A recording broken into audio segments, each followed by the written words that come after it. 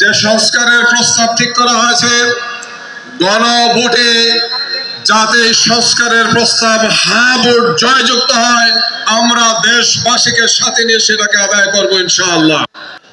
আমরা প্রথম থেকে বলে আসছি, এই সংস্কার একদল চায় না। বিভিন্ন ধরনের ছলে বলে কোলে কৌশলে ঐক্যমত্য কমিশনের মিটিং আপনারা দেখেছেন, দীর্ঘ আলোচনার পরে বলেন যে আমরা বুঝি নাই, আমাদের দলীয় ফোরামে আলাপ করতে হবে, এখন প্রয়োজন নাই, সামনে হবে।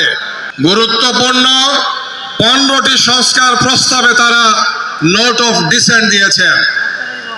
জনগণের কাছে প্রশ্ন যে আদৌ তারা সংস্কার চান কিনা।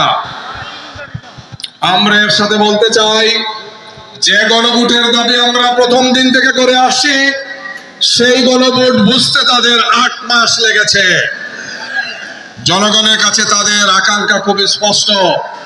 আমরা এই ধরনের দল আর মানুষকে দেশবাসীর সামনে আমরা বলতে চাই, তাদেরকে চিনে রাখেন।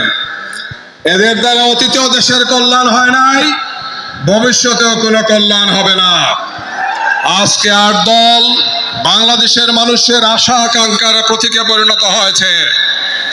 আমরা দৃঢ়ভাবে বিশ্বাস করি, ক্ষুধামুক্ত, দারিদ্র্যমুক্ত, সন্ত্রাসমুক্ত, বৈষম্যমুক্ত, গুমমুক্ত বাংলাদেশ প্রতিষ্ঠার জন্য আজকে শীর্ষ নেতৃবৃন্দের নেতৃত্বে যে 8 দলের বিশাল আজকে এই কাফেলা হয়েছে, বাংলাদেশ তাদের জন্য অপেক্ষা করছে।